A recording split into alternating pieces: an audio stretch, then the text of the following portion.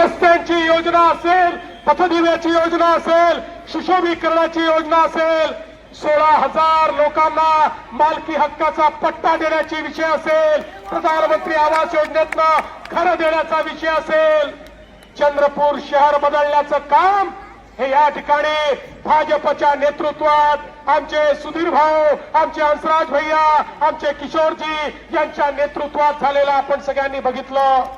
आणि म्हणूनच आता पुन्हा एकदा आपल्याला हीच विनंती करण्याकरता आलोय. आता तर आपल्या देशाचे नेते माननीय नरेंद्र मोदीजी यांनी शहरांकरता 50,000 कोटी रुपये आपल्याला दिलेले आहेत. आता हा पैसा चंद्रपूरला देखील आम्ही आणणार आहोत.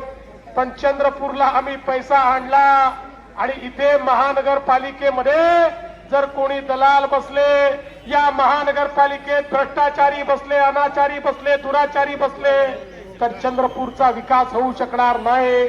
आणि म्हणून पुन्हा एकदा आपल्या सर्वांना विनंती करतो, चंद्रपूरचा कायापालट करण्याकरता या महाराष्ट्रातलं एक अत्यंत आधुनिक शहर हे चंद्रपूर बनवण्याकरता आपण सगळ्यांनी पुन्हा एकदा भाजपा सेना युतीवरच या ठिकाणी शिक्कामोर्तब करावं.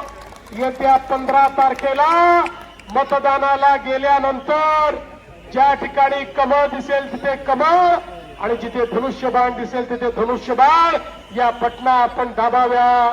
चंद्रपूरच्या जनतेला माझं आव्हान आहे, चंद्रपूरकरांनो, 15 तारखेला आमची काळजी तुम्ही घ्या.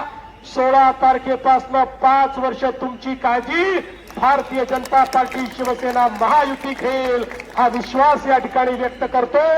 आणि मला पुढे जायचं असल्यामुळे या ठिकाणून जाण्याची, महाकाली मंदिराचा विकास, दीक्षाभूमीचा विकास हा तर आपण ऑलरेडी मंजूर केलाय, तो देखील या ठिकाणी होणारच आहे. आणि आई महाकालीचं दर्शन घेऊन या रोड शोला मी सुरुवात केली आहे.